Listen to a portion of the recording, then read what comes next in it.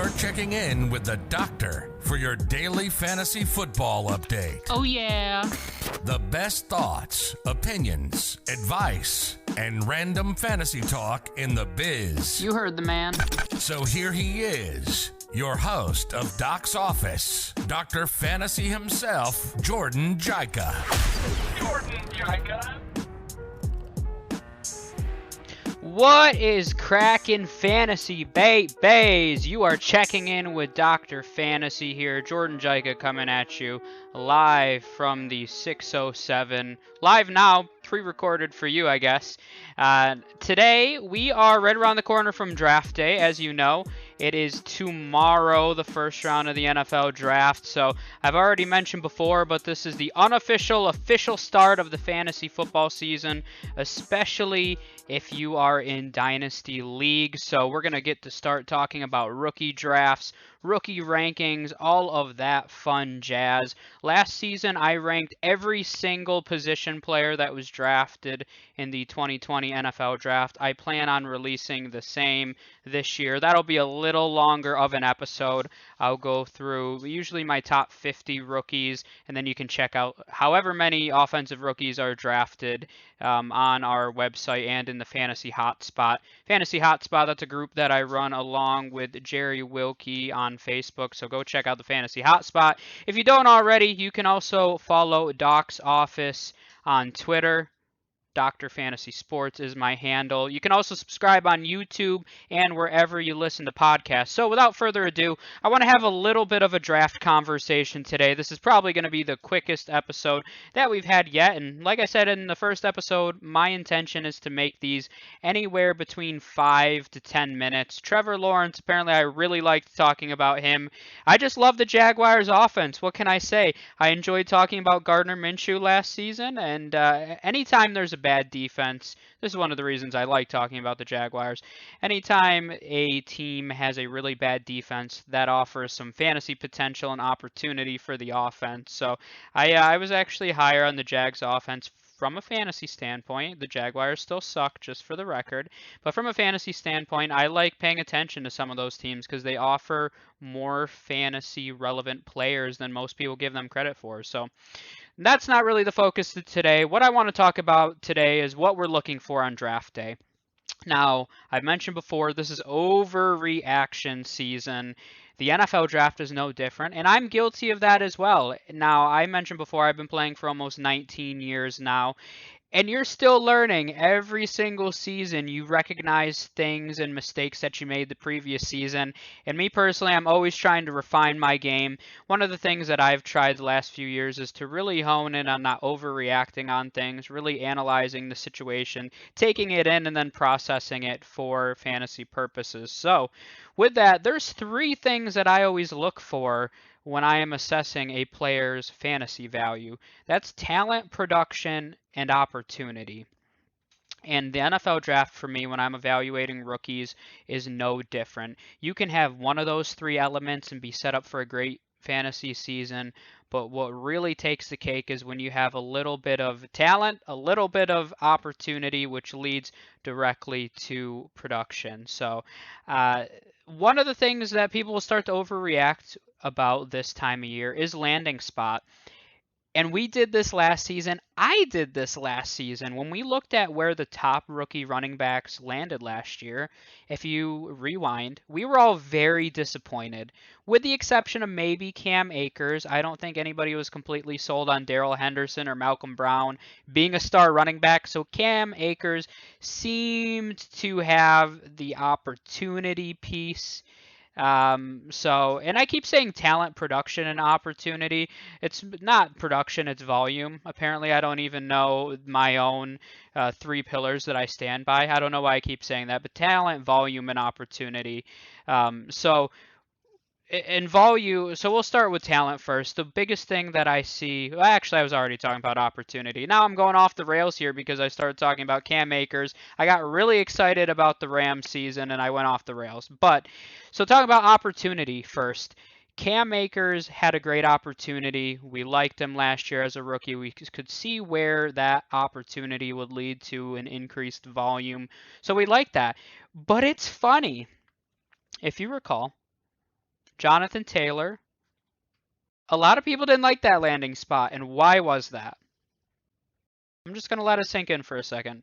It's because of Marlon Mack. I mean, for the love of everything, Marlon Mack, to me, is a running back where if I was to rank every running back in the league, he'd probably be in that 30 to 35 range, a backup or a high-quality backup or a back-end starter, somewhere around that range, and I think that's fair for him. Jonathan Taylor is a immensely talented, I would say probably a top 10 running back in terms of talent in the NFL right now. And we were scared of Marlon Mack, who also was entering free agency, by the way. So sometimes we're very short-sighted when it comes to rookie. We say, oh man, Jonathan Taylor, terrible situation, Marlon Mack, we don't love it. So that's a perfect case of overreacting to a landing spot when if you really dove into it, the Colts traded up to get Jonathan Taylor, a great offensive line, a scheme that's had success producing fantasy relevant running backs. So we weren't looking at the total picture. We were just looking at immediate opportunity / volume and said, you know what, not for me. J.K. Dobbins, kind of the same situation. People were a little more optimistic because of Mark Ingram's age, but we weren't thrilled with it. We wanted J.K. Dobbins to go somewhere where he was going to be the starter day one. Well, guess what? He ended up the starter like week 9, so it turned out to be all right. But Dynasty, to me, I don't look too far out. Sometimes I think people look, 5 years in the future. I'm trying to win. I try to always create a 2 to 3 year window where I think I have an opportunity to win. I don't believe in rebuilding. I believe in retooling a dynasty team, and we'll talk about that strategy as we move along. That's my personal dynasty strategy. You'll never see me rebuild, never ever. I think that you can always remain competitive and still retool your team to where you can morph into a championship contender. So, but the biggest one, we hated Deandre Swift's landing spot. We hated Deandre Swift's landing spot. Why? Because of Kerryon Johnson. Kerryon Johnson. Now, don't get me wrong. I thought Kerryon had more potential than he showed. I mean, he's been hurt. So maybe I'll give him the benefit of the doubt. Maybe someday he'll catch on somewhere. No, he won't. Complete sarcasm. But Kerryon is still young, showed a little bit of potential, but I'm sorry. If you think that Kerryon Johnson is more talented than Deandre Swift, you're looking at too many numbers. Deandre Swift passes the eye test. When you watch this guy touch the ball, he's elusive. He explodes through the hole. He has great vision, great bounce, everything you need to be a top-end running back. And we were scared of his opportunity because of Kerryon Johnson. So once again, we weren't looking or considering the talent, because here's the thing, talent can lead to more volume and opportunity. So even if it's not directly there, there's still a path to playing time if the Deandre Swift or a rookie is immensely more talented than their veteran who's higher on the depth chart. So you really have to consider all of these elements when you're evaluating a guy. Don't just say, oh, he's so talented, but I don't love his landing spot. Well, if he's that talented, he's going to create his own volume and opportunity. So I wouldn't be too concerned with that. So keep that in mind. Don't overreact to landing spots. Really take it in. The other thing that I like to do, understand contract situations. Marlon Mack's perfect example. Heading into free agency, even A.J. Dillon, which I swung on missed on that one. They ended up re-signing Aaron Jones, but I was a big fan of stashing A.J. Dillon, and I didn't overdraft him anywhere in the second round of most rookie drafts, and even slipped to the late second, early third in some. So I wasn't overdrafting him, but I was a big fan of stashing him because you could see where he could have a lot of volume and opportunity in year 2 in a scheme where Matt LaFleur was building a little more of a balanced scheme rather than a throw, all about a pass-heavy scheme. So I liked the volume and opportunity that A.J. Dillon had potentially for year 2. That's the kind of things, and it's not always going to work.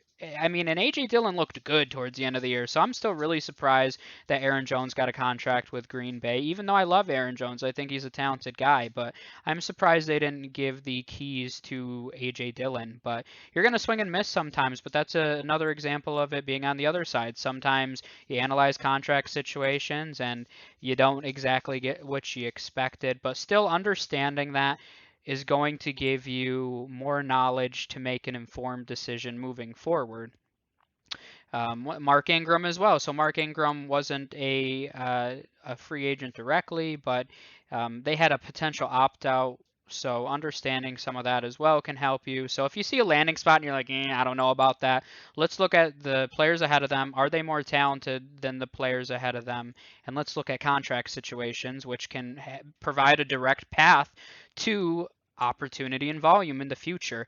And when I say volume, I'm not only talking about how many touches they're going to get because they're the only guy on their team. So, for example, James Robinson last year had a huge opportunity share, which gave him a huge opportunity. But volume can also be directly related to offensive schemes. And as we go through the offseason, that's one thing you'll learn about me is I love talking about offensive schemes. I'll probably do an episode later on where we talk about all the shifts and not offensive coordinators, but play callers. There's a difference because some head coaches still call the plays. So they could have a whole new offensive coordinator or a new offensive coordinator, but they could have the same scheme. So that's something that I always like to keep in mind. And then I think that's pretty much it.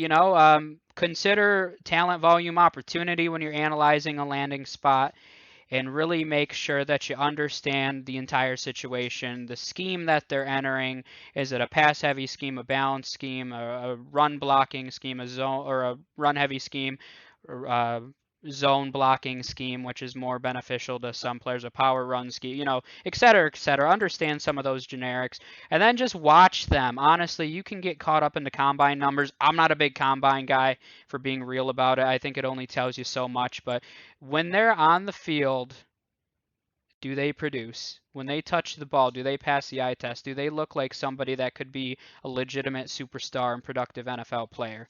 I'll leave you on that. Happy draft week, everybody. Right around the corner. Lots of content to get to. Make sure you subscribe, follow, comment. Thank you guys for checking in with the doctor.